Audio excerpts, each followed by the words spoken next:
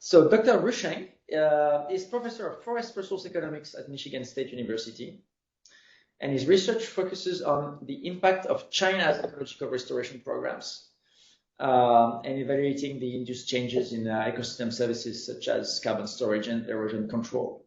And you're also affiliated with the MSU Center for Global Change and Earth Observation and the Center for Global Observatory of Ecosystem Services. So I won't go into the whole thing, but at least we know.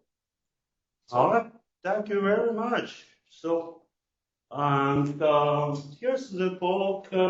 If paper cover and hard copy. The paper cover is just about $43. The copy is about 4 times of that. So your choice to buy either the paper cover or hard copy. And for some eminent scholars wrote forwards and endorsements, so I do not have to introduce them on this page. Here's the organization of the book. I began with deliberation of the fundamental policies and the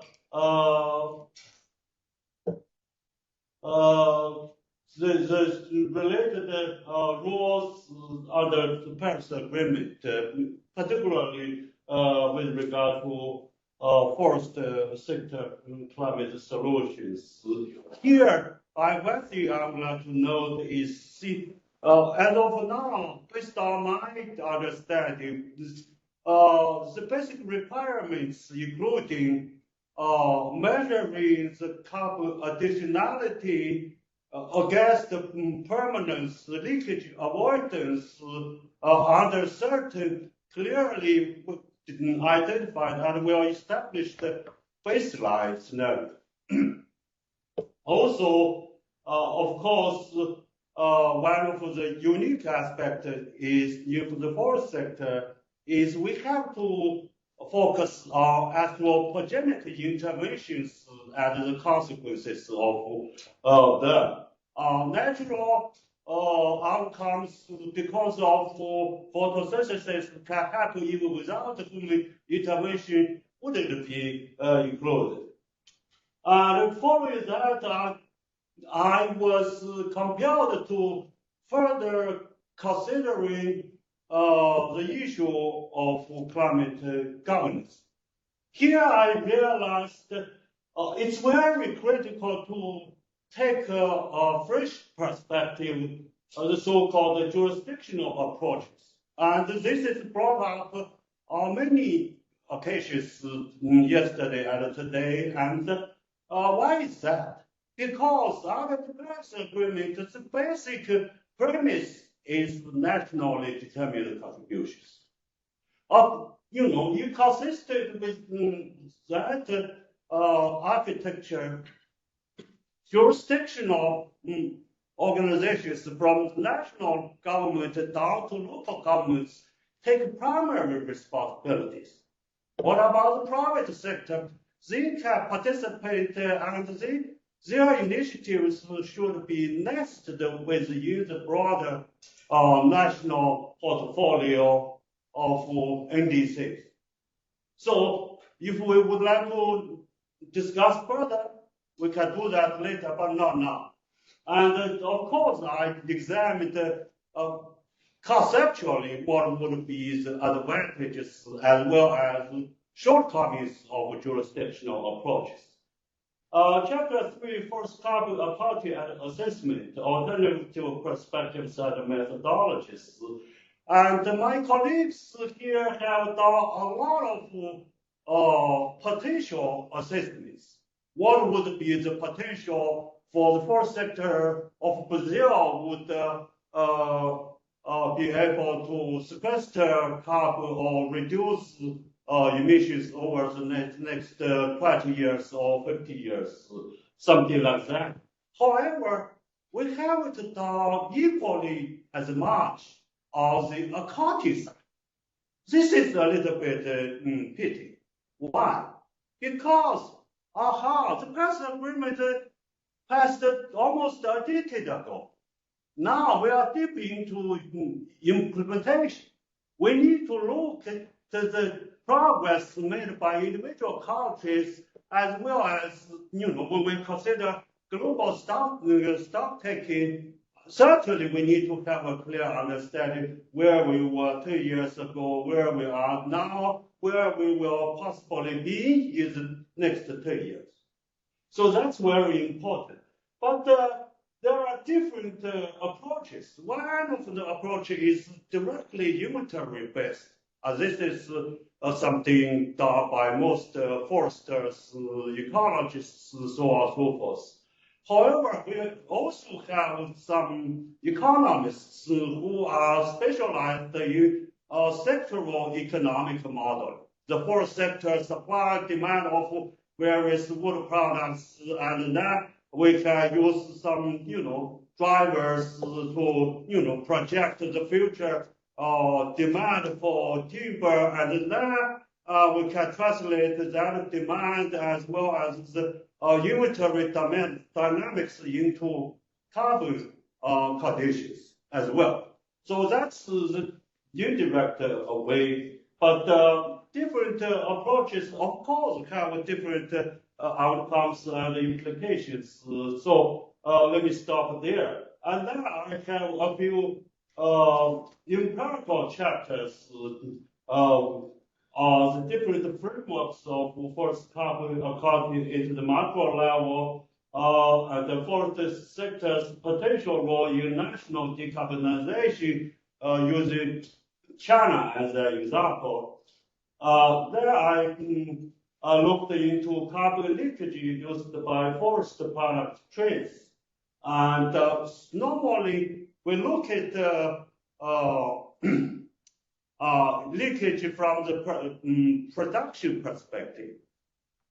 But it turns out for major emitters like China or the US, different accounting perspectives can lead to dramatically different outcomes in terms of their emission responsibilities. For instance, for China, the production-based accounting outcome is, as of now, close to 30 billion tons of CO2 equivalent per year. And from the consumption perspective, it's lower by at least 800 million tons per year, which is huge. And furthermore, EU has already initiated the process of border tariff adjustment mechanism. China exports a lot of products to the European markets, and Europe leaks emissions to China. At the same time, EU decided to impose border tariffs or import the Chinese products. Wow, that's interesting. Whether or not that is legitimate, or how can we interpret the different aspects of the issues related to leakage more comprehensively as well as fairly is certainly some important issue for us to address. The chapter 7 about carbon finance and funding for forest sector climate solutions. This is supposed to be our topic for this session. And if you are familiar with the World Bank's annual data and trends of carbon pricing, you know the basics. And I'm not going to dwindle on that, but just give you some basic statistics. First, in order to control the global warming within 1.5 degrees by mid-century, we need to make profound energy and economic transitions very quickly. And yes, a lot of money has been already invested, but the global expenditure gap is around estimated to be around $3.5 trillion per year. Okay, and in terms of carbon pricing, so far we see less than 25% of the global emissions are subject to any price, including emission trading and carbon taxation. Furthermore, about 75% of the covered emissions subject to a price of less than $10 per ton of CO2 equivalent. Well, clearly we are far from where we want to be. Within the forest sector, we see IDD Plus and market-based forest project program finance accounted for roughly 3% of the total global spending. Well, that to me is a tiny bit of what we should invest in the forest sector. And here, a lot of folks from indigenous communities and many southern countries arguing for their benefits, their rights, so on and so forth. But in my view, it's a little bit too early and too much to focus on that. We need to make this pie large enough to make a substantive difference. And then we can come back to other issues accordingly. So, finally, we need to make market and non-market solutions work together. And furthermore, we need to build international linkages. I don't want to spend any more time. Let me stop here. Thank you. Thank you. So we'll have plenty of time for the discussion. So, all right. Someone wants to get us started? If not, sorry. I had a question for you actually. Please. So when you show the number on REDD+, it's very small in part because of how we measure those numbers, right? Sure. So do you have a sense of how much of the real spending in that sector we're actually capturing when we look at numbers of climate finance versus all of the things that might be in the forestry sector or in forested areas, and they don't qualify as climate because of methodological rules, but you know they are kind of like connected. That's a very good question. And my take is this so-called jurisdictional investment. And why? And let's take China as an example. If you look at the Chinese market-based approach, they don't have any carbon tax. They do have a national emission trading system. However, they claim we are the number one market. Yes, because they are the number one emitter of the whole world. However, the cap is not explicitly said as stringent enough to force the emitters to react more positively. And so, as a result, the market trading price is around 100 Chinese yuan per ton of CO2, which is no more than $15 US.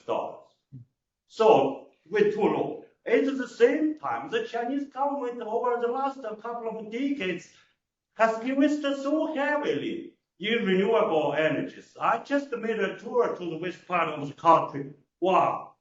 Solar panels, windmills, all over the places, miles consecutively. Unbelievable. Those are mainly government investments plus investments by some SOE, state-owned enterprises, are very impressive.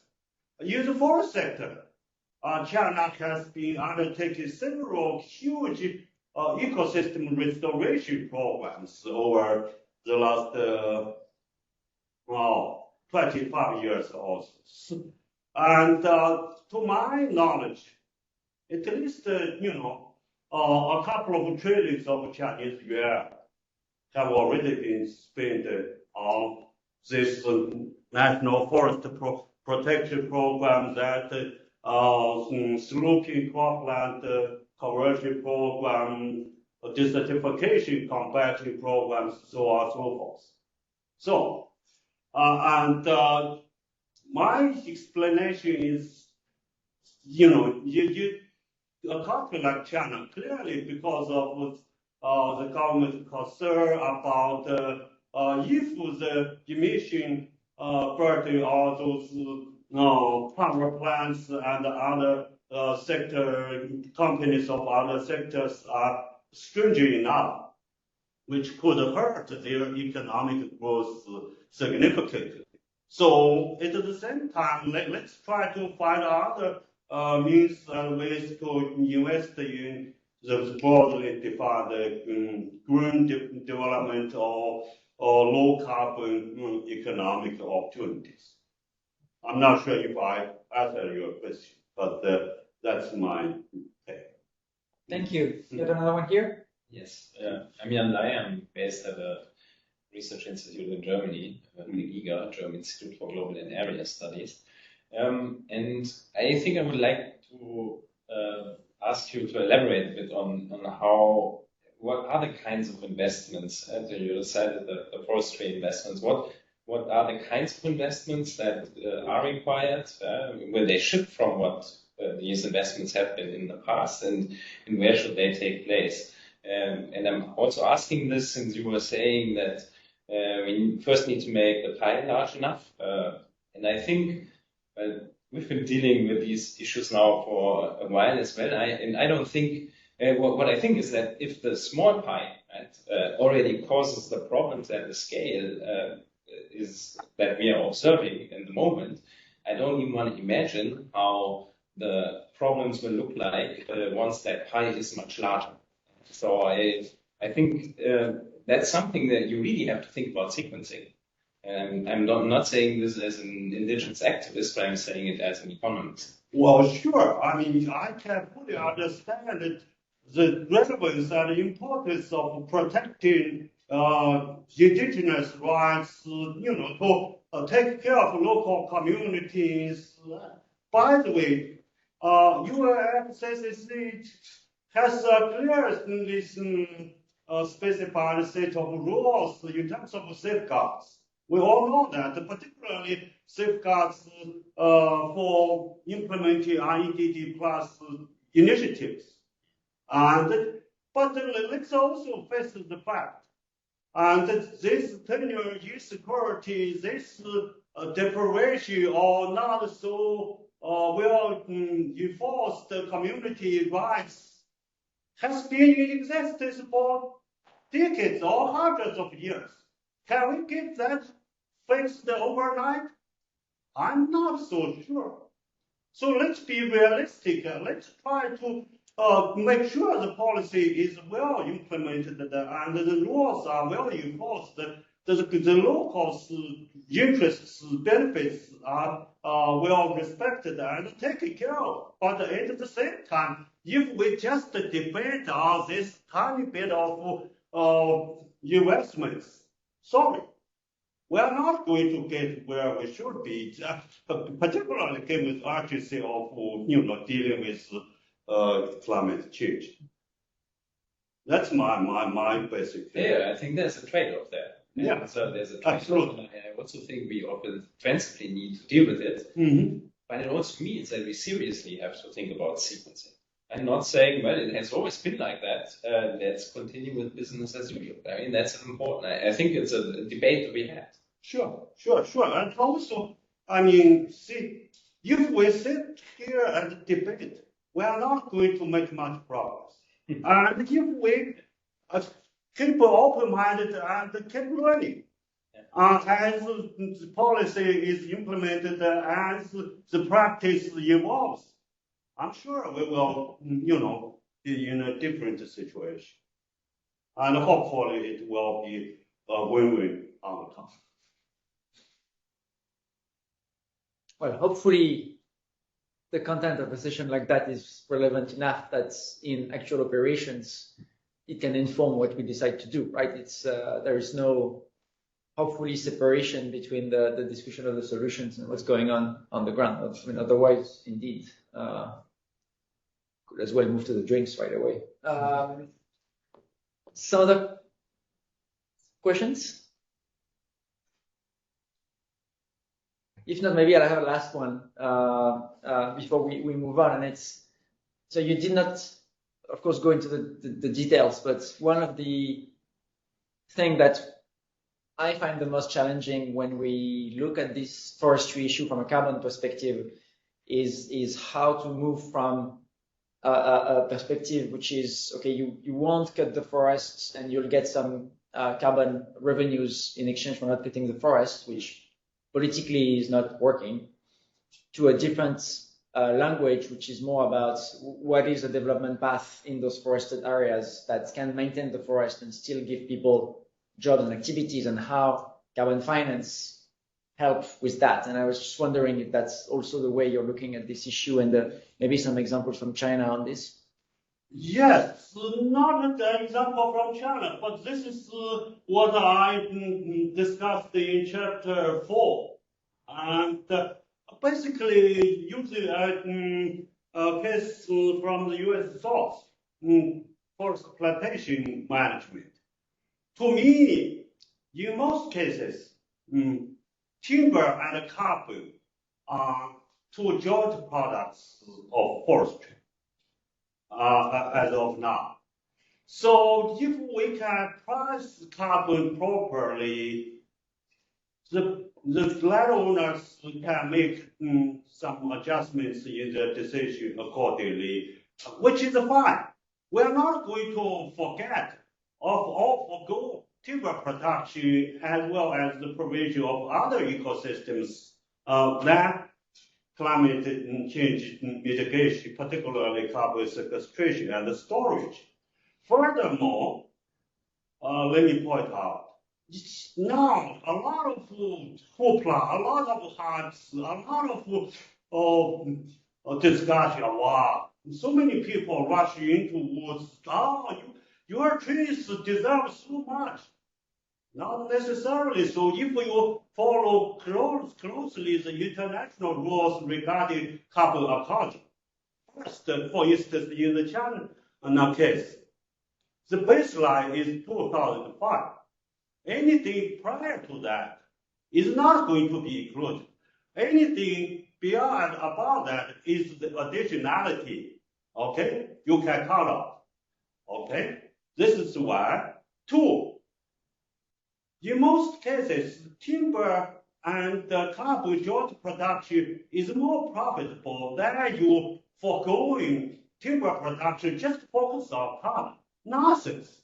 Economically, I never agreed with that. Furthermore, a lot of ecologists say, oh, let's look at the forests can store carbon for decades, even centuries. Let's don't cut the trees and let them stand there and continue sequestering and storing carbon. Again, not so meaningful. Why? They completely forget the opportunity cost of holding a larger stock. And this is against the economic concepts. So if you are going to do something economically sound and also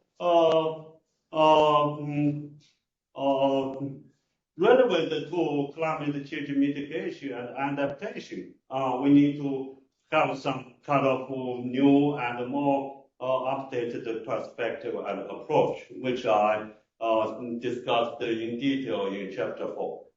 Thank you very much. Very good questions. Thank you. So thanks a lot. I think we'll just move to the second presentation. So it's Alexander. So the title is a jurisdictional framework for monetizing future values of emission reductions from avoided deforestation, with an application on Brazil. So I'll get my Brazil focus. So since I'm supposed to introduce you, or you mind introducing yourself? I think people are. I mean, you know yourself much better. You haven't seen jobs. Well.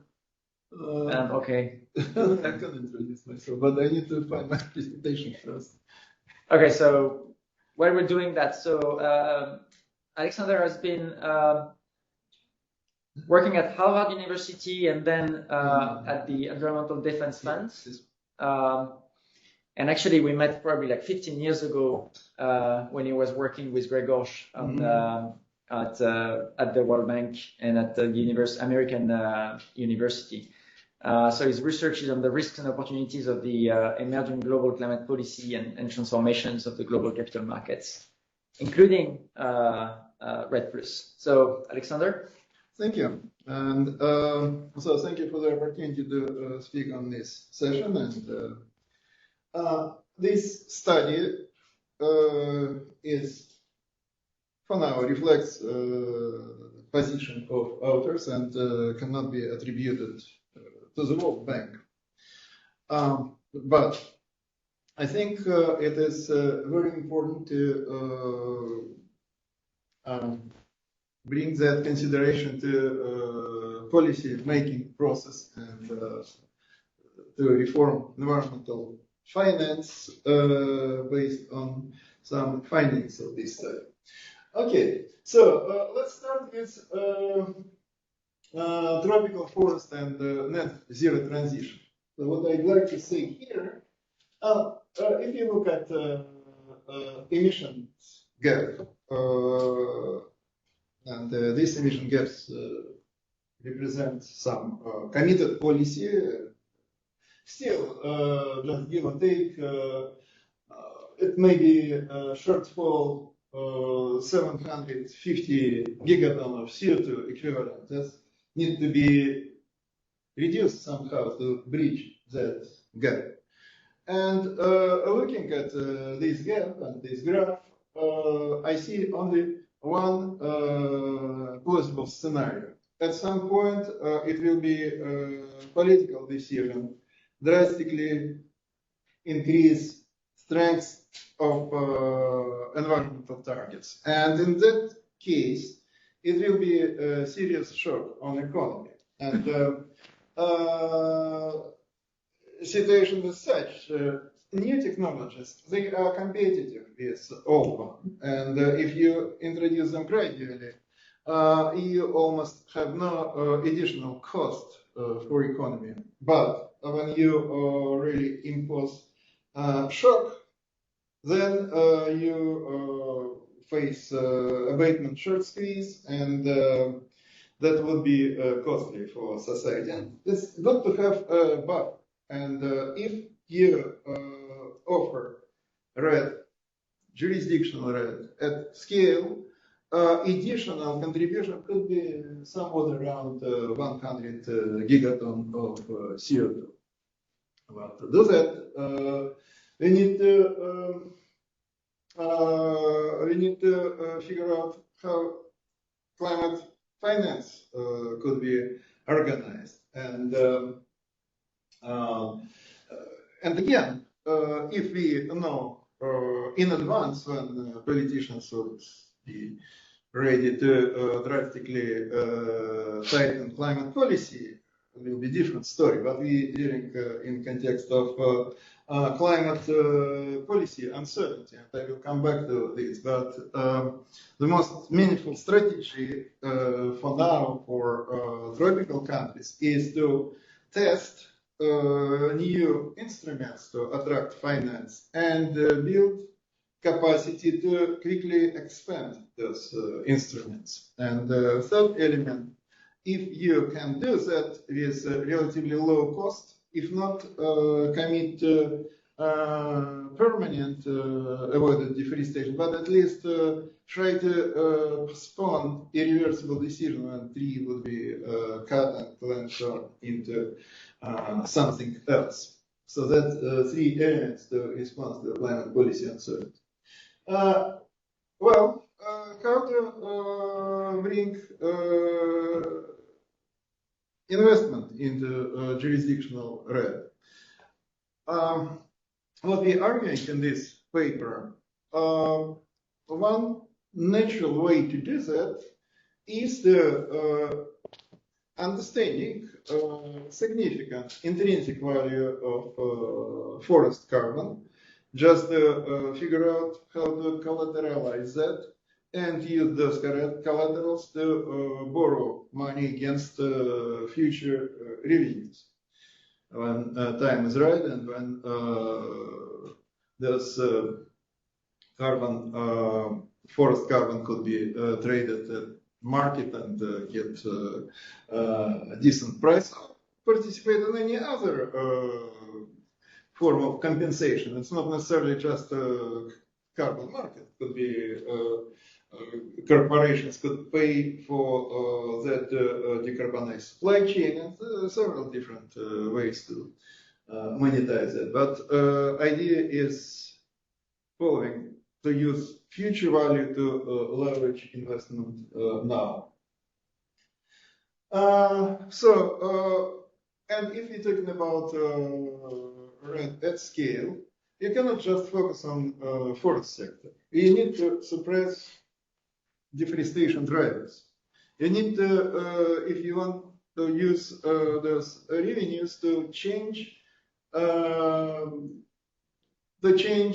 patterns of economic growth and offer alternative to deforestation. And that could be like creation jobs in cities, and it could be, if you're talking about agriculture, increase productivity of agriculture without increase of land, and so on and so forth. So what instruments we consider? First of all, carbon-linked bonds. And it could be three major categories of that. First category would work mainly in case when you're building institutions to monetize carbon, and when you're really not sure what would be results in terms of tons of carbon, but you can monitor performance and looking at key performance indicators. And if well, maybe for Brazil we already passed that time, because Brazil has already quite robust institutions. But if we extrapolate this to Africa, for example, well, why not? We still need to build institutions there, and it could be quite a useful instrument. And in case if performance is right but results are not, then sponsor will take care of ensuring that risk pays to the country for efforts. Then collateralized carbon to pay not only coupon but also to pay principal. And it's actually the World Bank already had few issues of green bonds where coupon would be paid two cases. Carbon emission reduction that generated as a result of investment projects supported by bonds. Now we think that we can push envelope further and look at principle to be backed up by collateralized carbon. And third category, it's almost like an investment pool. You have no guarantee what amount of carbon is going to be, but you invest into a jurisdictional program, pool of investors, and whatever carbon is produced, you have agreed in advance rules how you would share those benefits with host country. So it looks to some extent like a production sharing agreement And of course, if you have several investors, so you may turn that into securities, and then it looks like bonds too. And then, of course, you can use additional instruments to hedge risks. Because, again, there are, I can give you a long list of different risk factors, but in the end of the day, it's it could be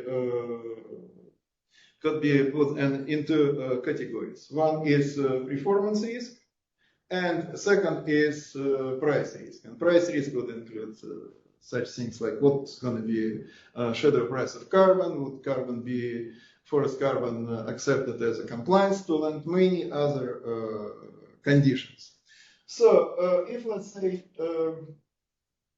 you're quite confident about performance, then you're exposed to price risk. And in this case, you cannot use carbon for collaterals, at least if you'd like to issue low risk bonds. You need to hedge price risk. And put option could be a good way to hedge price risk. And of course, you need to find institutions who would write those put options. But if you're talking about at least pilot phase, so then maybe public funds and philanthropies could contribute to writing those put options. Also, we can consider business would write put options, would give put options to jurisdiction in exchange to call option. And call option help if you have call option on carbon, then you hedge against spike in carbon prices. If you have put option, you're protected from low prices. And so that's how it could be arranged. And you, of course, need to have in mind a program, how you're gonna, what's your emission reduction target, and what is riskiness, and there are instruments how to assess that. And like this morning, Philip was presenting on one of such instruments that could they could quantify those risks. So, and we can using that understanding of risk, just separate what we produce, what amount we produce with high confidence, with lower confidence, and so on, and use relevant instruments to that. So, and this is how call and put option would work. Like, really, no, you don't know what's gonna be carbon price, and, you know that the probability distribution, and let's say jurisdiction exchange put and call. Like jurisdiction get put option with strike price $15, then they know whatever happens, they're gonna get $15, no less. But at the same time, business who granted the jurisdiction this put option get in exchange call option. So whatever happens, if price on carbon market due to sudden tightening of climate policy reach $200, $300 per ton of CO2, $75 per ton of CO2, jurisdiction will sell that at price $50. So it's kind of sharing risk and sharing potential revenue. But for now, it's very important to have addressed and hedged performance risk and price risk, because otherwise nobody was going to buy those bonds. Well, and if you dream loud and think about situation when you really bring up red at scale, so then you need to figure out how to use those resources. And because basically there are three different directions how you use money to build institutions and infrastructure and monitoring and other enforcement mechanisms. So it's institutions. Second, you might pay direct contribution to landowners to refrain from deforestation. And third, which is even more important, would be investment in activities that has economic return, even before you account for carbon. And that would be one of the most interesting part. And you are transforming economy of the country, and you doing that, and it's you enjoy long-term effect, because then you worry less about reversibility, and you seal those results. Well, again, I already talked about this carbon bonds, and forest provides some other benefits, and you may find sponsor who would pay, contribute a little bit just to secure that during preventing deforestation, you also pay attention to ecosystem services. Then, of course, country can use some budgetary support or any other incentives, and then you still may get, not in case of Brazil, I guess, but in Africa, why not? You may have some grants and supports to cover your principal, and you invest those money and get economic return, also cover component principal, and then carbon may have maybe major role, but also designing, especially first pilot issues of bonds, you need to look at different different opportunity where to find contribution to support that mechanism. Well, and I already talked about strategy for a country. So, like, if you really don't know what's going to happen, this carbon market will be able to sell those emission allowances. Still, because there is a possibility that you may get nice compensation for that, your decision would be, to delay deforestation. In many cases, you may justify that decision. And then you see what happens, and then you decide, well, if you weren't able to benefit from avoided deforestation, well, it's not too late to cut forest anytime. Okay, so how it looks like, and again, this is kind of dim scenario, so if we implement that countrywide in Brazil, so that's table shows you emission reductions. This would be accumulated emission reduction by 2030. This is next 5 years emission reduction, and so on and so forth. So that's basically, we're talking about gigatons of avoided CO2 emissions. And again, we really don't know what's going to be, how much you may get for carbon. Even presented here, voluntary carbon market scenario looks now a little bit out of touch, because right now you can get $10, you can get even $15. Voluntary carbon market, it's over the counter transactions. You may find a great variety of prices, but usually a bigger price, smaller amount of carbon. But nevertheless, you cannot discount it. But I don't know, looking at emissions gap, I don't believe that we can avoid major policy adjustment, and then tropical nations could get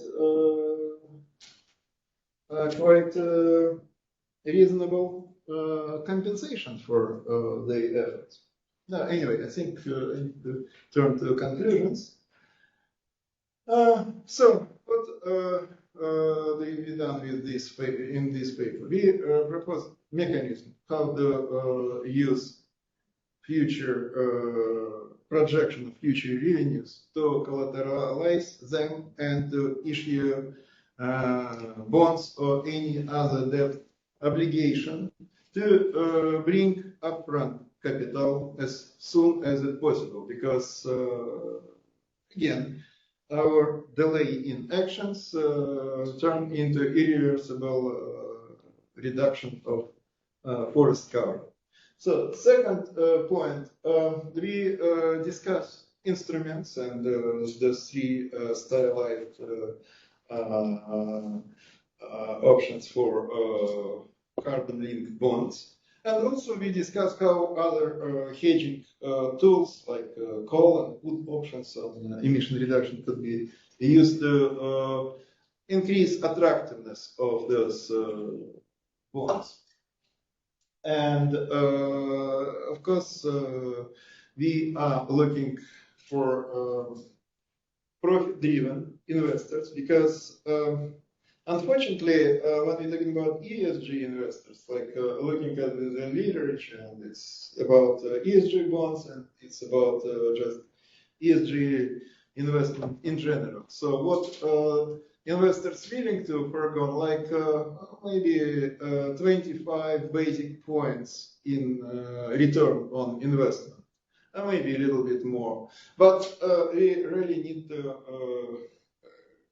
and then we are talking mostly about non-regret options, and there are several non-regret options, and that's why ESG bonds and ESG investment had quite success over last decade. But at some point we need to move to interventions that cost money, and then those interventions need to bring return to the table, and this return to the table would be based on monetized carbon and in the future ecosystem services.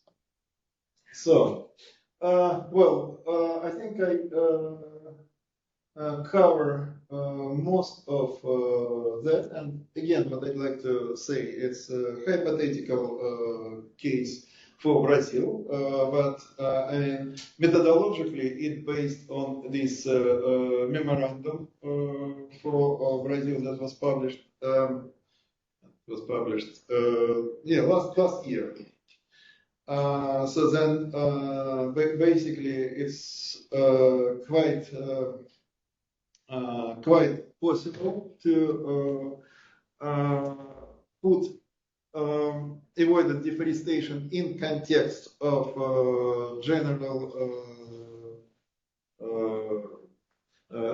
transformation of economic growth patterns. And what we are talking about decoupling of economic growth from carbon emissions. And in countries that reach already a certain level of development, Brazil, for example, for Brazil it will be easier to do, but when you increase scale of avoided deforestation, risk of deforestation will be elevated, and we cannot discount that. But for countries like Congo Basin, for example, they don't even have, some of them don't even have historical deforestation, and they are at very initial stage of development, and they would like to reach a higher level of development, become middle-income countries, and in the long run, upper middle-income countries. And all of that would increase pressure on forest one way or another. And if not those instruments, we this reality, we need to figure out how to create attractive alternative to deforestation in those countries. Thank you. Thank you. So we still have, yes, time for questions. Were you going to say something else? I was just giving you the floor. Oh. I felt like I was interrupting you. No. So this is really intriguing. I love the idea of financial instruments that work for carbon emissions. But I guess, like when I think about, forward contracts for corn, I know that the corn is stored in a silo and that there's a mechanism to connect the farmer with the corn in the silo and then the corn with the investor. How do you see that? Or are there examples of where this is working well for carbon? Oh, Alexander, just may I suggest, because we're a bit late, so maybe we'll take, if there are other questions, and then I'll give back the floor to you to answer all the questions at once. Do we have some? Yeah. More one in who exactly monitors performance? Which kind of institutions do you have in mind? This is part of the corn question. So it's a very good question. And maybe one other question, how you think about kind of nesting different levels of jurisdiction in this program, because you can only avoid a ton of carbon once, right? So if you have a jurisdictional national program, but at the same time there are all these private institutions running around selling carbon credits for certain reforestation projects or deforestation projects and so on, you're double counting or triple or quadruple counting avoided deforestation, right? And how do you think about that? And if we have another, maybe I'd add one question, because you're contrasting with the Congo, and Brazil is very diverse, right? And in the Amazon, rule of law and so on is not that far from actually the Amazon, right? You don't have a single registry for land ownership. Very hard to just get the forest code to be respected. So one of the questions is, are you more thinking about, like in the Cerrado, for instance? I think some of that is much more feasible than in the Amazon, right? And so is that something that you've been looking at, like within Brazil, where this would be applicable? So good luck. There's a lot of questions. Let me try to answer. Let's try with answering your question. Yes, you're right. In Brazil is much ahead building institutional mechanisms, but still it's not ideal and could be improved.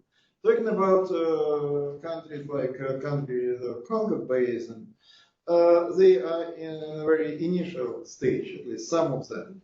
Some of them, they're like DFC and the Republic of Congo, they already have experience with FCPF. So it's already good, but some of them don't.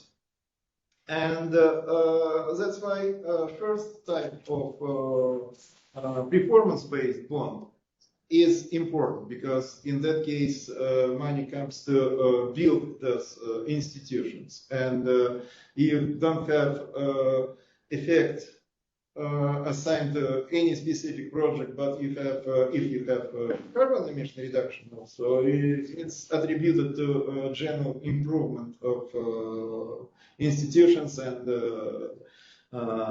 investment climate, and so that's how I would approach this. So then, carbon. You'd like to be sure that this carbon stay where it's supposed to stay for next 50 years at least, right? As an analogy with corn.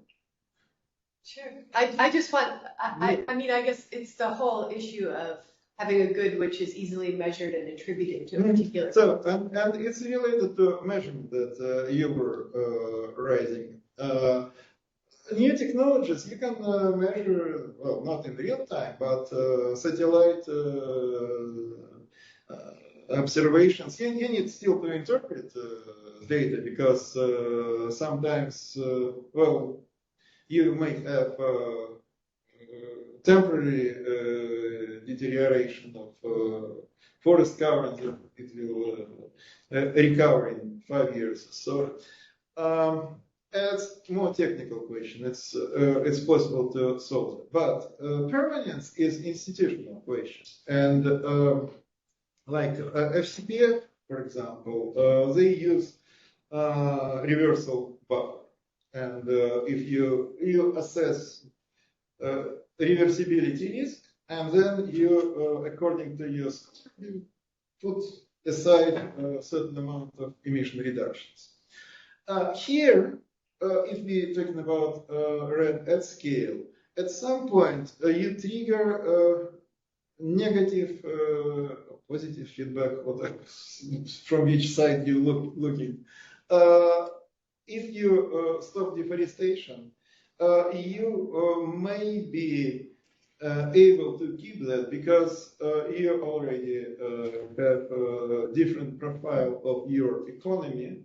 You have regulation, you have this forest is protected. But in any case, it's always good to have a reversal reserve.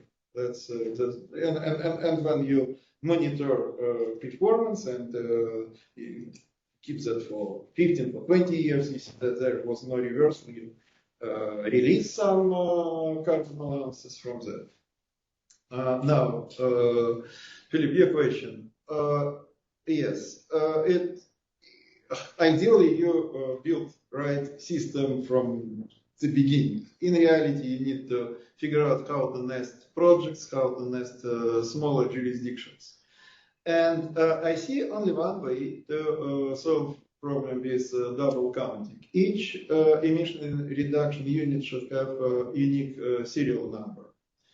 And it should be, even if you register that in different registries, some register that in ARC3, some in VERA, registry should have agreement to use harmonized system of serial numbers. Well, it's still not foolproof.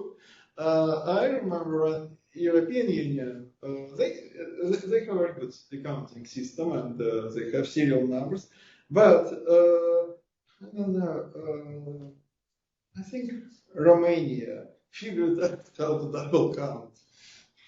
So people are creative and that's we need to have into account and make sure that they put creativity in a positive way. So I don't know, did I answer everything? Thank you, but we're out of time anyway, so we'll just keep the rest of the drinks. We'll move to the next presentation titled The Elephant in the Room, Land Governance Challenges of Climate Change Mitigation. So it's presented by Frédéric Kremper. Hopefully I pronounce it in a way that is not too offensive. A land tenure expert and leads the land governance program at TMG Research. And you have worked as advisor and researcher for international organizations in Europe, Africa, and Central Asia on social accountability and resource governance. Yes. The floor is yours, unless you wanted anything. Just go ahead. Perfect. Thanks a lot for the introduction.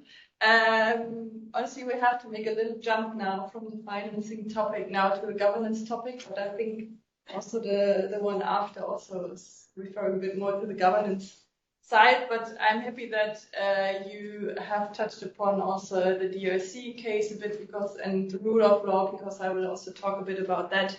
So the elephant in the room, land governance challenges of climate change mitigation.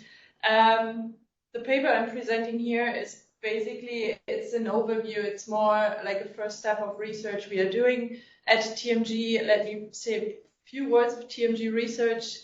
We are a think tank based in Germany and Berlin, and doing a lot of action-oriented research. So that means all the research we are doing is conducted together with our partners, community-based organizations and CSOs in the countries, and they're using the research directly for advocacy at local and national levels.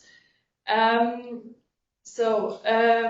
will talk a little bit about the background, the relevance, why we have selected that topic, the research design, and some findings, and a bit of an outlook, also what's coming next. So why are we talking about land tenure issues? I was land tenure issues in the climate mitigation or climate action in general. I think the two presentations before I think were really interesting, and you could see there's a huge technical discussion also going on this topic of carbon markets. It's popping up everywhere now, especially in the countries with the partners we are working with as well. Often the dimension of land tenure is really vague or not really it's sometimes not measurable. So to really reach the 1.5 degree target, you have to use a lot of land. I think that's really clear. All the pathways in terms of mitigation and adaptation have considerable impact on the livelihoods, and they need considerable amounts of lands. And so it's sometimes a bit the discussion between green development versus green grabbing, forest protection versus displacement of forest communities. So there are a lot of things that on one hand you say, okay, we need to protect the forest, but on the other hand, we see many examples of also local communities or farmers, indigenous peoples being displaced already. So I've taken some numbers from the land gap report also to really reach for 1.2 billion hectares of land are used for carbon dioxide removal. So if you add everything up, that would be a lot of land. If you just consider what is actually needed to reach the 1.5 degree target, it's considered to be more than 600 million hectares of land that is actually needed for the actual land use change. So that means also that amount of land is not just empty land, it's already land that is being used. And I think that's like the major discussion that's going on here. And there was also like a key that was discussed yesterday. I think we have also heard already in the sessions or the discussions before about the NDCs. I think the Rio Conventions also, and the implementation of the targets of all three Rio Conventions, so not only of UNFCCC, but also of the other two conventions, play a huge role, and land plays a very important part here as well. The UNCCD, the smallest convention, the convention focusing on soils and land degradation, they have quite a leading role in that discussion with a land tenure decision that was adopted a couple of years ago. But this kind of decision is not there in the other two conventions. However, what you see in terms of UNFCCC, the NDCs largely based also, many of the targets can only be reached with land-based measures. UNCBD with the 30 by 30 targets, I mean, that's also based happening on land. Target 22 is also a very important target that considers indigenous people and rights-based approaches. So keeping that in mind, that was our idea of what is it actually, how is that land that's being used, and where are the potentials of really effective climate measures, and how does it link together with the governance situation and with the realities on the ground. So what we are doing here, what I'm presenting is more like the global analysis, or like the literature review that we have done for now, identifying some kind of key governance issues in that context. And as a next step, we are monitoring also, for example, this UNCCD land tenure decision in 4 countries, and looking more in depth into what are actually the land conflicts, especially women's land rights violations in Kenya, for example. And that's but I'm not going to talk about that, but the next presentation will also refer more to the Kenyan case. So if you look at the why we call spending above budget, it's basically like the land demand I've mentioned already, and the commitments. It's a quarter of the climate change mitigation contribution comes from land-based options, and that includes afforestation, reforestation. We have heard about that already. These are really the high potential for net temperature reduction. But you can see a very high regional concentration here. Land pledged, for example, by forestation by countries in sub-Saharan Africa is 7 times the size of Kenya, which is tremendous. And the data we've put together here from the PBL database, this is summing up all the targets, all the targets from the 3 Rio Conventions and the pledges, the commitments by the countries. So this is, you have different estimates here, the high estimates with all the targets included, and middle estimates sometimes only with the highest targets and so on. So it's not methodologically right to just add up all the targets and all the commitments that countries are doing, but you can see, because some of the areas actually where you have an land degradation neutrality area from the UNCCD overlaps sometimes with the CBD target areas and so on. So of course this, you cannot simply add it up, but still also, only considering one of the targets is already a huge amount of land. And just as an example, for example, Benin, they have committed 120% of the area, of their land area. This is simply, so it's also maybe thinking a bit about, okay, what is it actually, what are you actually committing, and what is realistic? It's a bit of a, okay, there will be some failures. So to really achieve the targets, you need some other mechanisms as well. If you further look into the natural climate solutions and the potential of those of the NCS, you have also very much, you have countries with high land management potential. On the other hand, some countries with higher land protection potential and high land restoration potential. This is taken by a study from Bristol, which is quite important as well to consider. It's so 80% of the cost-effective potential is actually only happening in, or not happening. It's considered to be in 20 countries. Again, if you would take that land demand only within the 20 countries, this is even more drastic. What we have done in the next step is to look at these different potential areas and then look into, and here comes the case of DRC again, to look at some governance indicators also. What is actually, if we really consider one of the countries like DRC, Ethiopia, Indonesia, Brazil, Colombia, Kenya, where you have a very high potential NCS mitigation potential, some of the governance indicators, you mentioned the rule of law, for example, are really low. For example, well, DRC, one of the highest potential countries, actually has one of the lowest governance indicators across those indicators that we have looked into. Of course, there are many more. And with also, for example, the level of corruption, when you talk about financing and what's actually reaching the financial, or those institutions, there is a lot of corruption involved as well. Just talking also to colleagues from Transparency International, have also looked into that a bit further, and already working on some case studies there.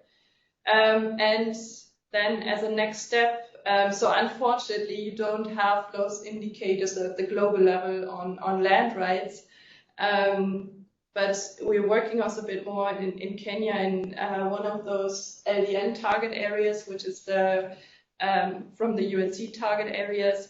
And here we have really severe risk of violations of legitimate tenure rights in those protected areas. So this is like most of the land is traditionally owned, so it's informal. It's not, well, informal. It's not formalized lands. You don't have a land title. The protected area that's already there. The forest communities are highly dependent on the forest resources, but there's partly being evicted due to an increase of that protected area. And without formalized land titles, you cannot really claim your land rights in these situations. So looking a bit further into the case of DRC, well, it's one of the largest carbon sinks. I mean, that's you all know that. It has what I mentioned already, very high potential for cost-effective climate change mitigation.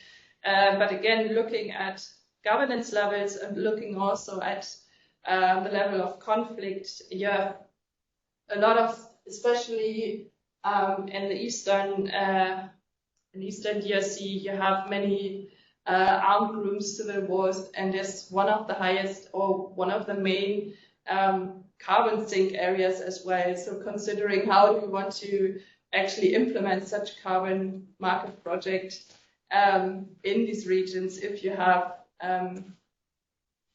very high conflict, if there are armed groups actually not allowing to implement that.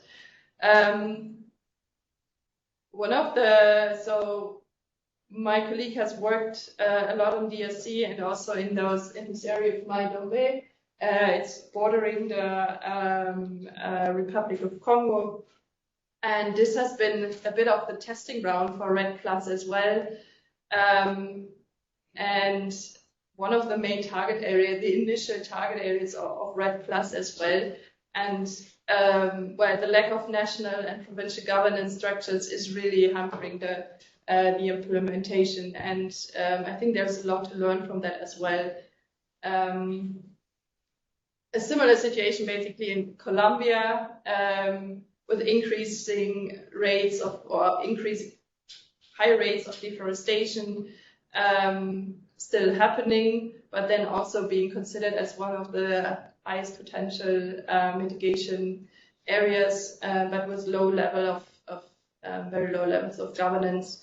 Another thing that comes, so the recurring waves of conflicts is also causing a lot of migration or human mobility, basically causing again another level of land tenure issues.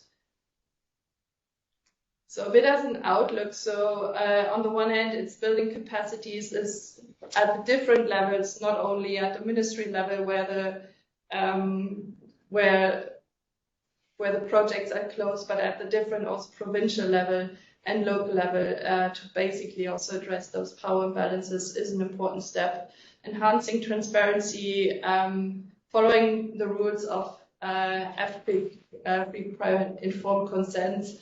This mainly applies, human rights principle mainly applies to indigenous peoples, but I think it should be also applied, or it is, I think, sometimes also already a standard in some of the voluntary carbon markets projects.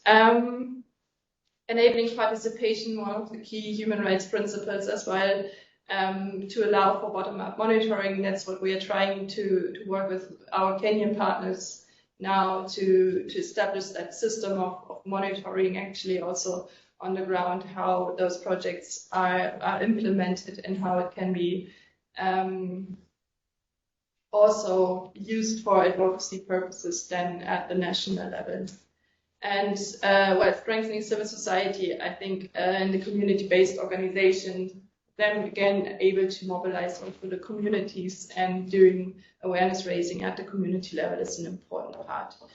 And with that outlook, I also want to just give you an idea about how we are trying also to work more with the communities and trying to integrate them into the research process that is feeding again into also the discussions at the UNCCD COP, for example, is really to have that approach, collecting the local data, bringing them to the national level, and then also translating that to the global level at the COPs, for example. So in these cases, this is just a sketch of what we have been doing, is this mapping exercise with the communities in these area and target areas, and also assessing their legitimate tenure rights situation and seeing where actually the overlaps.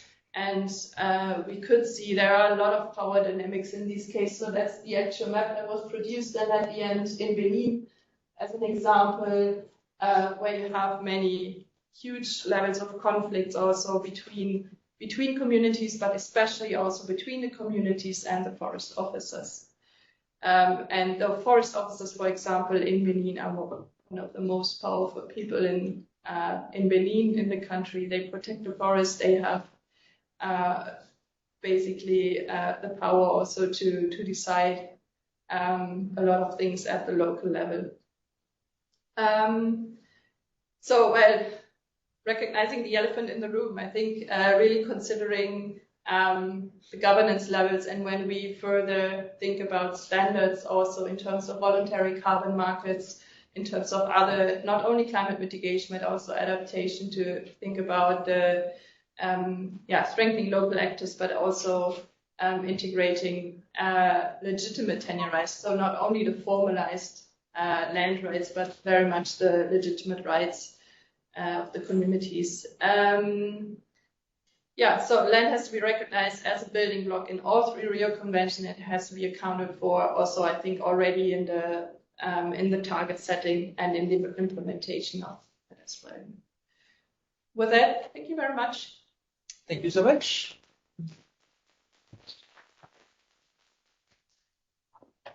So we have time. So we are open for questions. I can get us started. I always have questions. One of the things, so I think you made the case that you have a lot of conflicts or like lack of rule of law in the important places. I was interested in your views on how we can use whatever we're doing in forestry to kind of like avoid further conflicts or to do peace building, basically, or how doing it poorly might even magnify or create new conflicts. And I was thinking, especially if you're looking at the Amazon or DRC and so on, illegal mining and trafficking is playing a key role to bring money into the groups that create conflicts. All of those carbon forestry processes, could that be a way of bringing resources in a way that is a little bit more formal and maybe like favor more like the institutions instead of the conflicts? So do you see a way of using that? Definitely, yes. I would say, but this requires a lot of, so with some of the communities we're working with in Kenya, there is some of the women, they say, yeah, I've signed this. I think I have a share now in that carbon market. So there is a lot of, there is, I mean, this is really, they often don't know what this really means. And I think also the problem, there are these brokers in between. I heard this morning about apparently a very good success stories from, I cannot remember, it was an example by C4E Craft of a RED Plus project where they have used the brokers to really build that sustainability angle and working with the communities, and then at some point stepping out a bit more. Don't know whether you would talk about brokers as well a bit, but I think they could play quite an important role if they are from the communities as well. So I think because it's a very complex construct also to really grasp. And I think in the Kenyan case, what we observe as well, there's a lot of misinformation also. So there are a lot of rumors also, what's happening. There are some new carbon market projects here, and how can we, and it's really dividing somehow. It's a really polarized discussion at the moment, I think, with Kenya really trying to, what was it, during the Africa Climate Week, I think the president said this will be our main export good, will be carbon markets. I think that's huge, and that can have a huge impact that should be considered as well. But on the same hand, there are lots of organizations that are saying, okay, we need to completely stop it. I think completely stopping it, I don't know, my opinion, but I think it's not an option. So finding the middle in a way that, is kind of important. Sorry that I did not go a bit beyond your question, but I think there are some good example we should learn from, and what we're trying to, for example, in those LDN areas, in those 4 countries we're working in, to empower the communities with the research, with the data, because that gives, although we are not formalizing the land on the maps, I think it gives them already a lot of power to discuss with the forest administration, say, okay, this has been there for a long time, that's where my land plot is, and so on. So I think there is a lot of possibilities there. Thank you. I just wanted to say, I think it's very interesting what you highlight in the presentation, because it doesn't strike everyone immediately, but there's like an inherent contradiction in the the Framework Convention Paris Agreement, where countries have to present their life development contributions. But then by meeting those, targets, the governments might be violating human rights, which are consecrated in other conventions, which few have signed up for, right? So it's I think a very big problem inside the convention that's really focused on one goal, which is mitigation and adaptation. But then the very meeting of the targets in that convention might actually violate the commitments of the other conventions. So yeah, it's very interesting to think about the different roles of different markets can play in that. And because the voluntary market has been very criticized, but if it sticks, it might have the possibility of imposing higher standards to do those products. So yeah, it was very interesting, the data you presented on the commitments, and that you need two times the size of Kenya to meet those commitments. And I think I see a lot of potential in the CBD context now with their targets on rights-based approaches and so on. I think there is some potential with UNCCD. I think there is already with the land tenure decision a bit of an entry point, although it's not that once there is a decision that it's completely implemented. So, but with UNFCCC, the biggest convention, the most complex convention, we are trying since a couple of years to really identify these entry points, how to bring in that land tenure decision a bit more, but it's one of the most difficult. Very political. Exactly, also at the national level.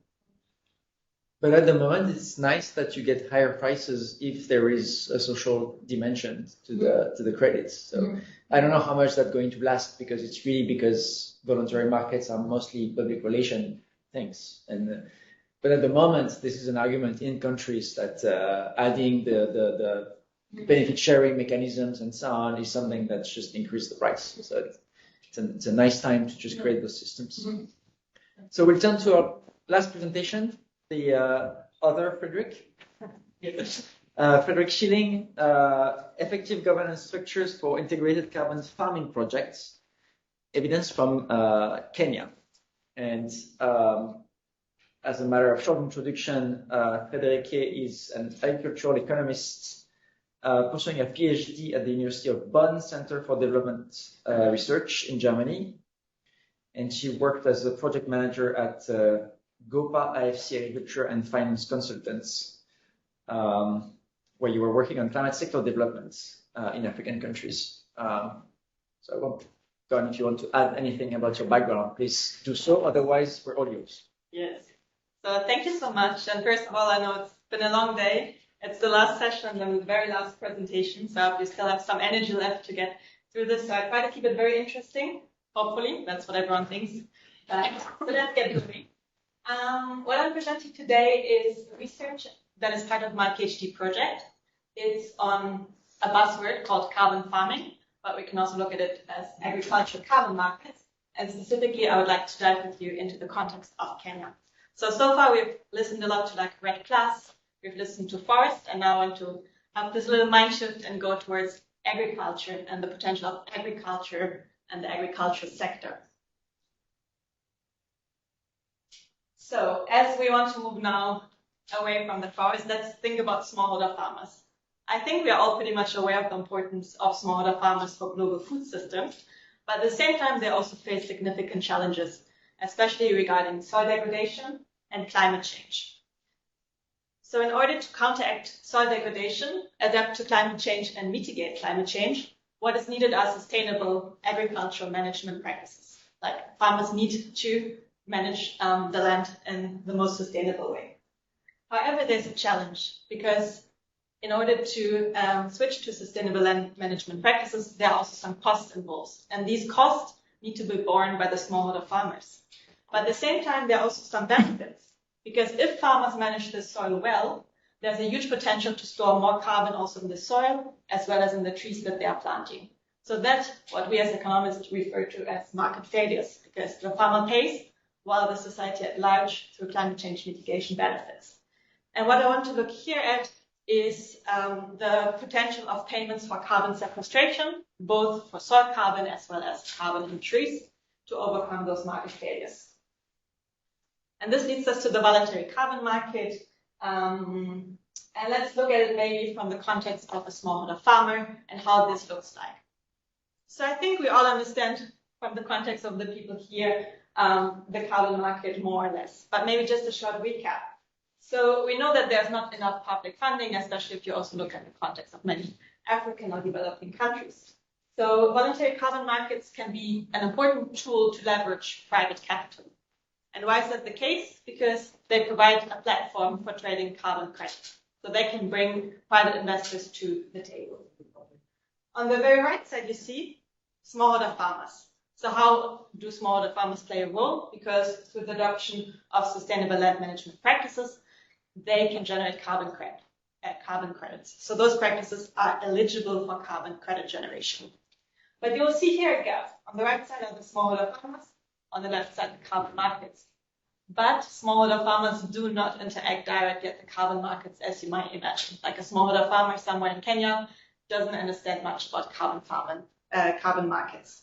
So what is needed are intermediary institutions, or some kind of institutions or structures that help connect the smallholder farmers to the carbon markets.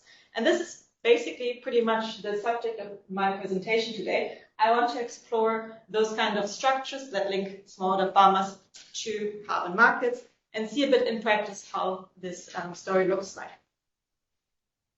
In terms of contribution to literature, mostly the researchers think that there's a single intermediary linking smallholder farmers and carbon markets. So basically, as I've shown here, just one institution that links them together. Some research also see that there must be multi-level institutions, but they don't really provide lots of evidence on what are the characteristics of those institutions and how do they all cooperate. Then further, in this whole debate on payment for ecosystem services, everyone says it needs to be an enabling policy and institutional environment. But do we really know what this enabling policy environment looks like? It's always a nice term to use, but what is lacking is some more detailed explanations on the type of actors that are needed and the institutional structures that facilitate the interaction between those. And this brings us to the research objectives of this research.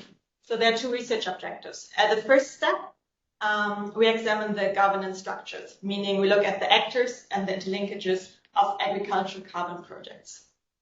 And then the second step is, how do those governance structures reduce transaction cost and thereby enable the participation of smallholder farmers? So those are the two areas that we are exploring. Maybe just going like backwards one step, carbon farming, what does this nice term actually mean? So basically it's a two-sided concept. So on the one hand, it refers to those agricultural practices that store carbon either in soils and trees and reduce greenhouse gas emissions. So one side of the whole story is the agricultural practices. But the second side that carbon farming usually refers to is that it's also a business model to generate carbon revenues. And on the left side, you see some examples of carbon farming practices. So like we could look at agroforestry, which is more close to the REDD+ project in terms of ensuring that there are trees, reforestation. But it can also be other practices such as cover crops, minimum tillage, intercropping, all kinds of practices that store more carbon also in the soil. And I think this is something that is oftentimes overlooked in this whole debate on like land management and payment for ecosystem services. Usually we look pretty much at trees, but not so much at the soil. Let's look into the research and design and methods. How have we come to those conclusions? So what I'm presenting today is qualitative data. So it's basically data from multiple case studies from Kenya. And we went through this process here. So in the first step, there was a systematic selection of projects to include in this case study. The reason is that we want to have projects that are kind of comparable so that we can draw some conclusions. Then we started by analyzing the documents, mostly those kind of project descriptions that are uploaded to the voluntary carbon market. Those are very detailed and provide a good background. And a third step, we conducted interviews with those projects. And then finally, we analyzed everything that we got from the different sources. Looking a bit closer into the case study projects and how we selected them. So the first step was to look at projects in the voluntary carbon market. And usually those projects are heavily biased towards countries that have REDD+ forestry initiatives. So usually you see DRC very much there. In this graphic, I excluded REDD+ projects and just had all the other agriculture, food and land use sector projects in the voluntary carbon market. So our screening focused on 3 registries, Verra, Gold Standard, and Plan Vivo. And the projects to be eligible for the case studies, they had to work with smallholder farmers on their own land. So this basically led to the exclusion of all the other types that I mentioned here on the bottom. So we didn't include REDD+ projects, we didn't look into mangrove protection, and also not into improved grassland management on communal lands, which is also very important in Kenya, but the implications of those kind of projects are very different as opposed to smallholder farmers. So overall, this led us to identify 11 case study projects on which we draw the findings of this presentation. I don't have the time to explain very much in detail all those projects, but maybe like just looking at some highlights. So those are the 11 projects included in the case study. And this is basically looking at project start years. So the oldest projects on the left and then to the right. And maybe let's just highlight a few aspects. So those carbon farming projects are not new in Kenya. So the first one started already around 2004, which is 20 years ago. And this was kind of the traditional first project that we see, planting trees on smallholder lands. So this was basically like the starting point, how smallholder farmers got engaged into carbon markets. They got payments for planting trees. A couple of years later, there was the Kenya Agriculture Carbon Project, also supported by World Bank. And this is the first project that, in addition to trees, also looked at soil organic carbon. Then again, a couple of years later, we see a project, and this is so far the only one, a project that also includes the dairy sector and looking at reduced emissions in the dairy sector. And to look at the diversity of projects, most of the projects actually work on agroforestry, on planting trees, but to a different extent. The Komasa project here is basically a commercial micro plantation. So they support planting trees and selling trees from smallholder farmers. And lastly, the Bomitra project. This is a very recent project, and this is the first one that uses artificial intelligence and remote sensing for soil organic carbon monitoring. So this is the only project in Kenya that only looks at soil, while all the other projects at least have a tree planting kind of component. So it looks like kind of an even distribution over time. If you look at when those projects decided to have a carbon credit component, you see it's very recent. So those 5 projects you see on the right, basically they've prepared their project documents to be registered under mostly Verra after June 2022. So this is like a quite recent increase in carbon farming projects that we see in Kenya. So what we've done, as I mentioned, for all those 11 projects, we analyzed the project documents. And then if we were lucky enough, we also conducted interviews. So this was for 5 out of the 11 projects. Unfortunately, not everyone was super interested to be part of a research project. And those interviews were mainly with the project developers, because here, just to remind us what this topic is about, we want to look at the governance structures, how are those projects set up, and how do they work with smallholder farmers. And with this, I would like to come to the results of our case study. So as said, we look at the setup of carbon farming projects. And in the first step, we looked at the project development of those projects. And we find that there's never in any of those projects just a single institution setting up a carbon farming project.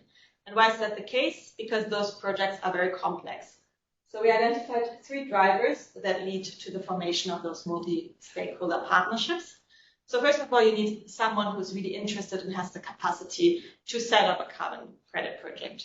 This is, in most of the cases, some kind of an international type of actor, mostly I would say international NGO.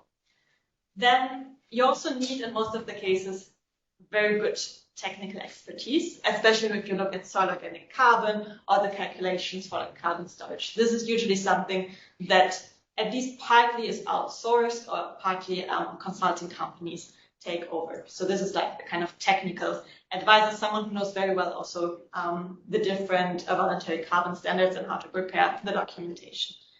And last but not least, very important, those projects are very expensive to be set up. They involve a lot of pre-financing because before you can even generate carbon credits, there are many steps to be taken out, from preparing project documents, paying also fees to the carbon standards. You need to secure all the land rights, work with farmers. It's a long process. So this doesn't work with heavy investments. So those are the project partners at the development stage of those projects. But if you look at implementation, you actually see that you need more partners than those. Because as I mentioned, usually it's started by like an international actor, but those international NGOs oftentimes do not have the networks to work with smallholder farmers in countries. So in this case, if they're not a local institution, they usually team up with a local implementing partner, let it be like some kind of local NGO or someone like farmers associations, groups, etc. So some kind of institution that can provide the local infrastructures and the networks. And lastly, and this is something I will talk in the next slide a bit more about, you need to also work with community organizations, because smallholder farmers, oh, there are many. Like if you look at them, it's really impressive. And let's look at why this is the case. So in the next slide, I'm going to visualize the setup of those projects, putting in the interactions between those actors. So let's start where we ended, project development stage. As I said, we have those 3 actors, like someone with the idea, someone with the knowledge, someone with the money. And then in the next stage, it's about project implementation. And this is basically where it gets interesting, because if you look at the front of this, if you look at what is being set up, those are really formalized structures around smallholder farmers, because those projects in Kenya, for example, most of them work with between 30,000 and 45,000 farmers, because all of them have usually maybe on average 1 hectare of land that they have for sustainable land management practices. And if you think about how can a project work with at least 30,000 farmers, you need some kind of a structure, because you need to have like the land targets, you need to monitor what they are doing. So it's impossible to visit everyone separately. And what many of the projects have done either in this form or a similar form is to start by grouping farmers into farmer groups. And then in the next step, they actually looked into clustering. So those farmer groups are then part of bigger clusters. Those are oftentimes like local or regional clusters. And then they have like field officers by regions that can support them to get basically what they need from the smallholder farmers. And so this is something we see typically, but it depends a bit how exactly it looks like. And some, not all of the projects also have like kind of a steering committee, which I would say is should be recommended, because those are the people that also guide the project throughout the way, when there are also discussions in terms of distribution of benefits, etc.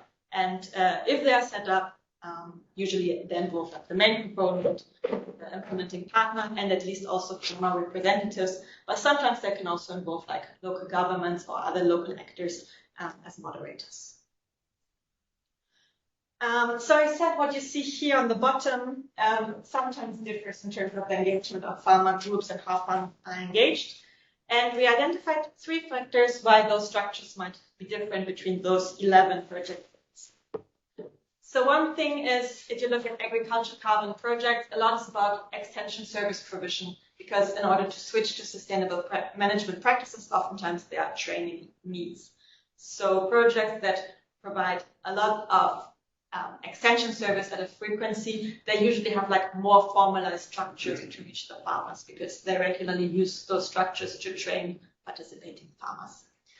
The second aspect that also affects this kind of structures is the monitoring of those projects. Because, for example, if you look at the very first project, which was about tree planting, they heavily relied on like opinion leaders or like community research people for counting trees. So basically they implemented a kind of peer monitoring scheme, like a pyramid that allowed them to reduce transaction cost. So if a project has lots of responsibilities down to the participating farmers, this also usually leads to more formalized structures. And last but not least, also the pre-existing structures of the implementation partner matter. If they already have some kind of like a setup in order to work with smallholder farmers, you often see those integrated into the carbon farming projects rather than being set up separately. So this is the first part of our findings and the main part we look at. So this is basically the within project governance structures that we present here as a more generalized framework. And maybe very briefly also looking at the time, we also looked in the second step at cross-project governance structures. So what you see here on this map is a mapping of carbon farming projects in Kenya. Maybe it's a bit difficult to see, but basically if there are like different patterns in the same area, this indicates that they are different projects because here you see the different projects. There's one project that's nationwide, and then you have other projects in those regions. So we started by looking and mapping those carbon farming projects in Kenya because we wanted to understand how they operate, where they operate, with whom they operate. And why is this interesting or important to know is if you look here in Western Kenya, there are lots of different carbon farming projects. And the main risk that comes from this is the double enrollment of farmers in more than one project. Because as was also mentioned before, you know, if someone comes in 2004 and says, okay, this is a carbon farming project, do you want to participate? Then the farmer might say, yes, I want to participate. If someone comes 5 years later and says, do you want to participate? You might get those benefits. The farmer might say, yes, I would really like to participate. And even if they are asked if they already participate in a project, most of the farmers maybe don't know, or they have an incentive to not report it. So it's very important to really look at those nitty-gritty details at the farm level already to see if there's a risk of double counting. So usually you have this risk of double counting at like higher levels, but actually it starts at the project level.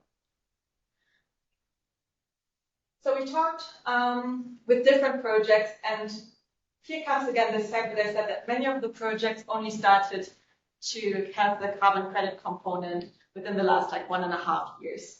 So June 2022. So suddenly there were lots of new projects, lots of people like approaching farmers saying, let's start this. And what we identified is the need for coordination between those projects in order to avoid this. So there could be basically two different concepts of how this cooperation between the projects could be done. Either leave it to the projects, leave it to the private sector, have them, once they're identified to be in the same region, sit together and figure it out, maybe also together with the certification bodies, because they also have the shape files of where the areas are, and they should be able to figure it out. The second option, which was more mentioned by the projects, was to work with the county governments. So in Kenya, agriculture is done at the county level. So basically what they said is we go to the county government, we bring all the projects together, but let's be honest, the county government doesn't really have money. So if you want to bring all the projects together as a project, you must also finance everyone to sit at the same table.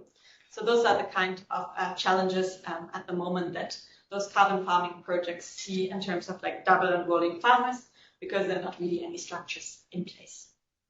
And with this, I would like to move to the summary of the findings so that we have some room for discussion. So we've got 4 points. So first of all, what we found is that the establishment of carbon farming projects needs multiple stakeholders. And this is driven by the need for oversight, pre-financing, and technical expertise. The second finding is that there might be separate implementation partners. And this is usually the case if the main person or the main institution that wants to set up the project doesn't come from the same country. The third one is that the operational scale of those carbon farming structures requires multi-layer pyramid structures for farmer engagement. And as I mentioned, there are different factors that show how farmalized those structures are. And last but not least, we find in Kenya significant overlaps in the operational areas of carbon farming projects, alongside a recent surge in new carbon farming projects entering the market. So there's a strong need to develop cross-project coordination structures.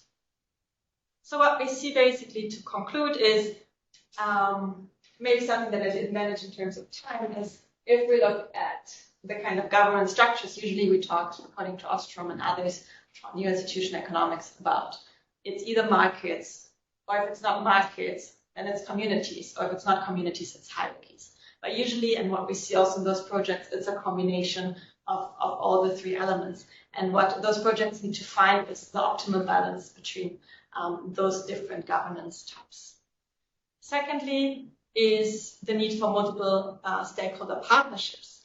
But what we also see is the more partners you involve in a project, this also increases the risk of elite capture of carbon benefits. Because if you just look at how much money you can make from carbon credits, and then you have this whole pyramid of people like that connect them, smallholder farmers, to the market, how much money actually reaches the smallholder farmers in the end. So there's also a balance to strike. It's not just about having governance structures, but having quality structures that don't eat up all the benefits along the way. And then last but not least, carbon farming and agricultural carbon markets are very new. So I think more research is needed that focus on actually implementation strategies to really look at the operationalization of those projects. And with this, I would like to come to an end. And thank you very much for your attention at this very late time. Thank you. Questions? Yes. Yeah, thanks for the interesting presentation. So I was wondering how you think about the role of institutions in kind of bringing together these two identities that carbon credits have, right? So the carbon, a ton of carbon can be like a physical entity, right? It's really the carbon that is in the soil or in the tree. And it's like an accounting entity, right, for carbon markets. And then when we think about carbon markets as like carbon as an accounting entity or as like a commodity, you really have to worry about like additionality of financing, for example, right? So a lot of these climate smart agriculture projects may have been financed anyways. That's not a problem for the carbon, right? The carbon is there, that's good. But it's maybe a problem for kind of counting it and giving a company the right to say, hey, I've secured a ton of carbon somewhere. And similarly with kind of the danger of, I guess, with then these climate smart practices, once you stop using them, you also release the carbon again, maybe. So, so this kind of danger of losing the benefits again. Yeah. And no, those are very valid points. I think in terms of the additionality, I think this is always an issue. And if you look at those like carbon project descriptions, how they justify that this is additional, is also quite interesting, because sometimes you might really wonder, is it additional? Because oftentimes, if they build on existing structures, which I think is recommended, you could argue that there is not so much additionality. But on the other hand, I think if there are ways to get those carbon finance, I think we should get all the money that we can. So I think this is just a personal point of view. So I wonder, do we really need to prove everything, especially in those like smallholder carbon projects? Because every step and everything we want to prove comes at a cost. So for me, sometimes this argument, is it additional or not? I think yes, to a certain extent it should be additional. But if you look at kind of like the ways around that project developers find to still say it's additional, yeah. So this is to be questioned. Your second point was on permanence. I think you really mentioned well, like the main challenges of carbon markets, and also in terms of soil carbon. I think what some people argue is, okay, we need risk buffers, etc., to ensure that we have some kind of like buffer towards reversal risk. But if you look at the smallholder farmer context, many people say, or what is usually the case is the carbon payment or the carbon is more like a bonus, because if you have more carbon in the soil, your soil is more fertile. So the main benefit for the farmer should be to improve the fertility of their own land, and by this increasing productivity and yield increases. And then you might argue, okay, if the farmer has understood the system and sees the benefits of increased yields, is there really that much of a reversal risk also for soil organic carbon? But of course, it can be argued. Yeah, just to kind of expand on what you were talking about, like if the farmer has understood the system, then they will, invest that money to make sure that when the payments stop, maybe they still can reap those benefits. But do these programs assess what happens if, to what degree do the farmers understand the system, and what happens if they don't? Like, is this a risk to them as well, that they've invested, or that they've stopped investing and maybe things that they would have invested in if they hadn't gotten these payments? And then maybe that's a risk to their livelihoods. I don't know, maybe that's going on a tangent, but. Yeah, maybe very briefly. So many of the projects that you see here, they don't necessarily pay farmers directly in terms of cash. Many of the projects reinvest the revenues from carbon credits into training and extension service provision. So in many of the cases, you see that what the farmer gets is not money, and oftentimes even if they get money, this money is so low that you might really question if this is really the incentive of a farmer to participate in a project. So this is why I also don't really think that there's this risk of if you don't pay anymore, then the farmer might switch back to other practices. In the end, what matters is that there's financial support that is provided in many cases through extension services and trainings that can support also like provision of tree seedlings or cover crop seeds, etc., through projects. And then in this case, they can take it from there. So this is something, at least in the context of Kenya, that you observe a lot. You hope that everyone gets a lot of money, but at least at the moment, that's not what we see in those projects. That's interesting, because if you say, as I think you're saying, that the key benefits is to transfer funds to those communities, right? The carbon at the end, it should be neutral. Did you try to calculate how much those intermediaries are just getting out of it? Because I've seen numbers that are like so high that it's a bit shocking. So because it is complicated to manage and to implement, but it would be really good to be able to have a sense of the values. And again, in maybe the evaluation of how much a project should get, take into account the fraction of the money that's actually getting to the people on the ground. If it's 10% or 50%, it's a little bit of a different project.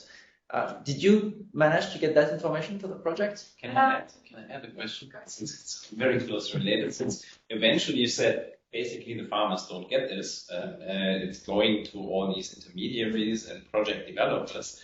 And then it eventually boils down to the question of effectiveness, of whether the practices change, whether they actually are able to maintain more fertile soils, etc. And do you have, I know it's not the topic of your paper, but do you have any indication or impact evaluations or what have you on what these substantive effects, call them like that, on carbon, either carbon permanence or practices are? So where do I start? Let me start with the first question in terms of like, have we calculated the money that is flowing into those projects?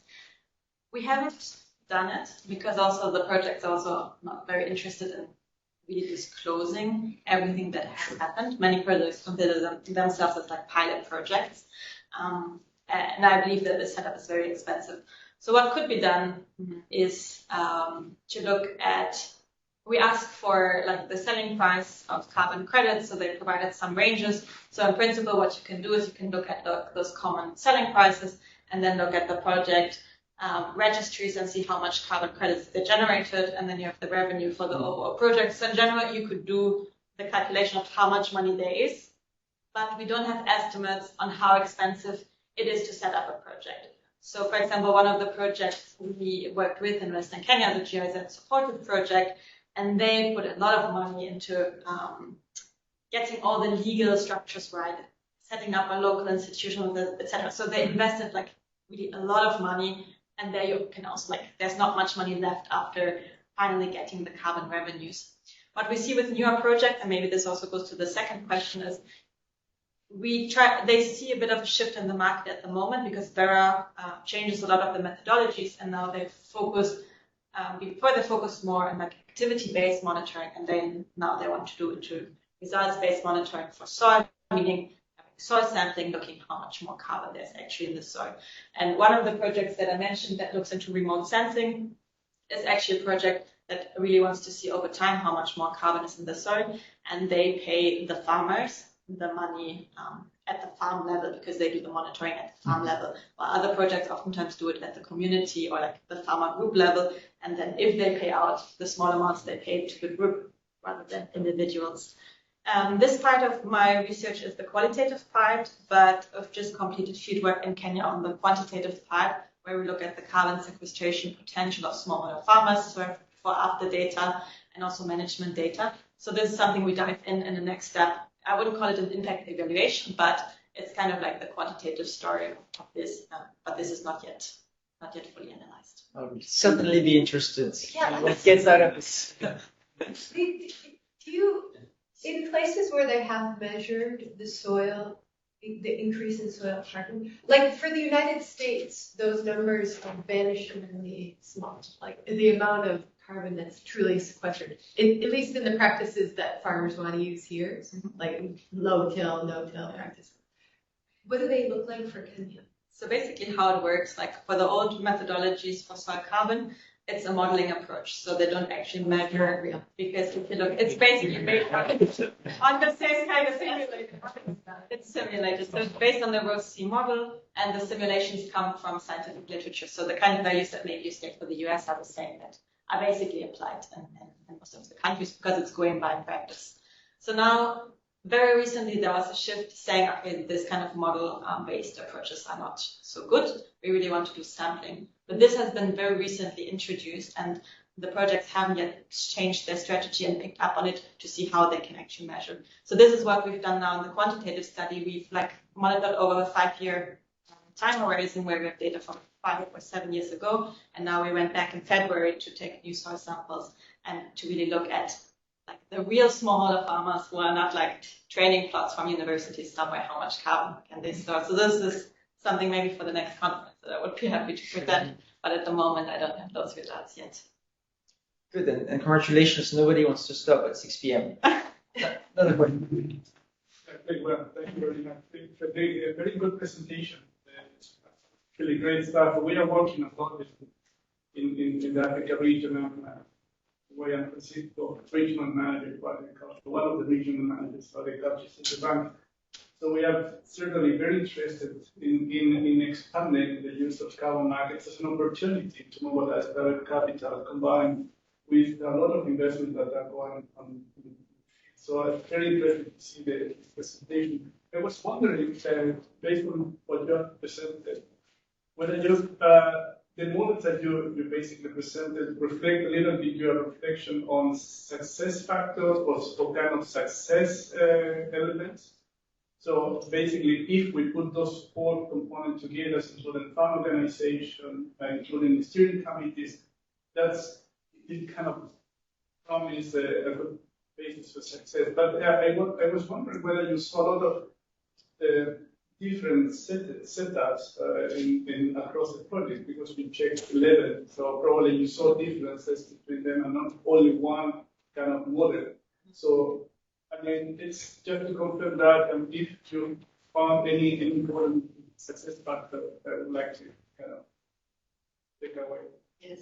So yeah, the structure we set up is a generalized structure. So basically, it is a combination of what we found in all the 11 projects. So the question, is this the rule to success or the road to success?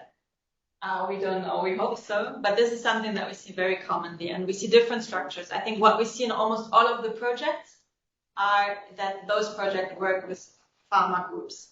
I haven't identified any project that really goes to every farmer individual. And also the second factor is that there's always some kind of institutions that opens the door to those farmers. So you find it really, really rarely that there's an international organization and suddenly they know where to find the farmers. So those are the kind of factors. But we also see that, for example, this project that now works with remote sensing, etc., they go much more on an individual-based approach because the sensing, the satellite data is at the individual farm level, the plotting is at the farm level. They still need some kind of like aggregate